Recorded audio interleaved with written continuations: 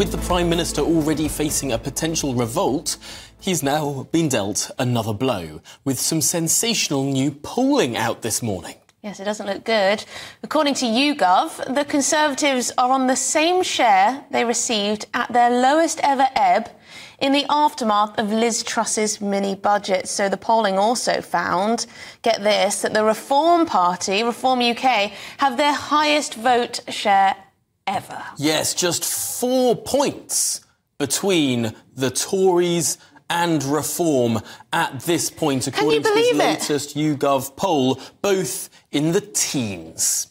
Well, let's break down the numbers with the pollster Chris Hopkins of Opinium. Now, Chris, I know it's not your poll that was out this morning, but do you recognise this trend, a precipitated rise in Reform UK with a corresponding fall in the Tory vote share? Yeah, we do, Tom, to be honest. I mean, our polling at Savanta has also shown similar levels in terms of the records for Reform UK and indeed for the Conservative vote share. Our most recent poll at Savanta had the Conservatives on 26%. Now, that's considerably higher than the YouGov poll, but it probably is down to some methodological differences, which I've gone into some detail before on my Twitter feed. But that is one of the lowest figures that we've shown for the Conservatives, indeed, since Liz Truss. And the week before, we had them as low as 25%, which was as low as the last throes of her premiership. And this week we had Reform UK themselves on 11%. Again, Reform UK aren't in our main voting intention prompt. We put them in a second sub-prompt, but that is still the highest ever figure that we've ever shown for Reform UK, which just goes to show that they are generating quite a lot of popularity in opinion polling at the moment.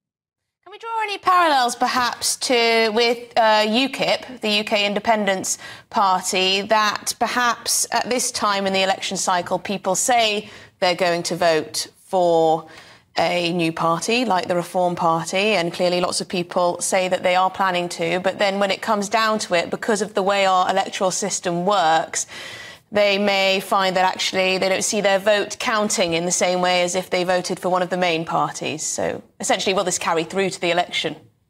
Yeah, and I think, Emily, that remains the huge question for us pollsters and indeed sort of all political commentators, really. At the minute, we just don't know. Ultimately, we're showing pretty high Reform UK figures, whether that is as high as YouGov on 15% or still with us well above or well into double figures.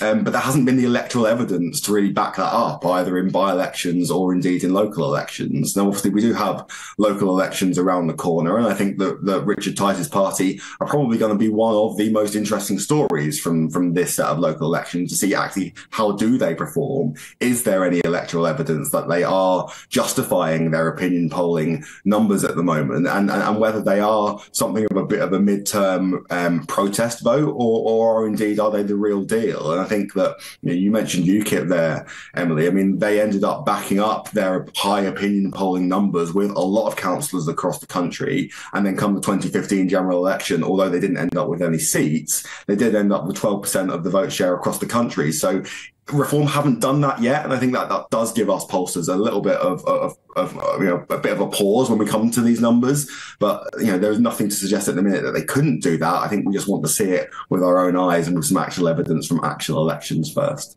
Yes, and I suppose it's not too long until the local elections, which could be a big test of this. But frankly, when we have looked at electoral events, when we have looked at the Kingswood and Wellingborough by-elections, Reform was on above 10% in each of those, although in Rochdale, nowhere near.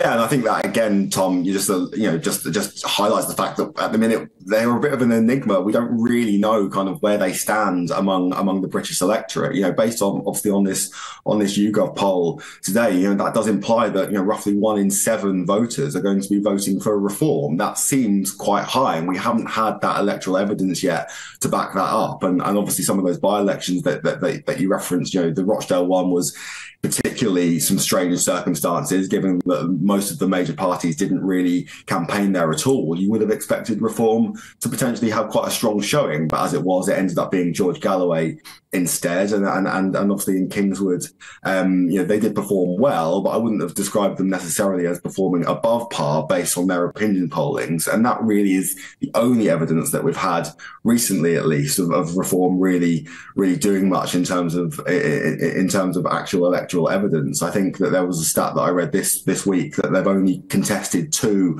of 39 local council by-elections in 2024. They just haven't really been tested yet, and I think that therefore, yes, these local elections on the 2nd of May are going to be really, really interesting to see how Reform end up doing. Absolutely. Well, thank you very much indeed for your expertise. Chris Hopkins, pollster, of course. With Savanta. With Savanta. Very interesting indeed. I do wonder, when it comes down to it, whether people will vote for Reform. How much of a protest vote is it at the moment when it comes to polling? Because our electoral system, like it or lump it, like it or loathe it, doesn't lend itself to voting for smaller parties, but it is fascinating. These two parties are inching closer and closer and closer together. You've got this corresponding drop in the Tory vote, rise in the Reform UK vote. The difference now is 19 and 15% in that poll. Between 19 and 15. It's quite crazy, isn't it, considering what the Tories were on not too long ago. But in 2019, we did see some polls where there was crossover between the Tory party and the Brexit party, as it was then. In the midst of that European election campaign, you saw Westminster voting intention, whereby Reform went ahead, the Brexit party, as it was then, went ahead of the Tories. Could we see something similar? Of course, after those European elections, the Prime Minister resigned. And then Boris Johnson became Prime Minister, and suddenly the Brexit party fizzled out and went to nowhere. But could we see something similar after the local elections? Could a strong showing in the polls and in the polling stations for Reform actually dislodge Rishi Sunak? Yes, and I also think there's probably a lot of people out there who have done the same journey, made the same journey as Lee Anderson, gone from Labour to the Conservatives and then to Reform. But there you go. Let us know what you make of that. Are you surprised that Reform is polling only 4 points below the Conservative Party? Or was that what you were expecting as well? GBViews at gbnews.com.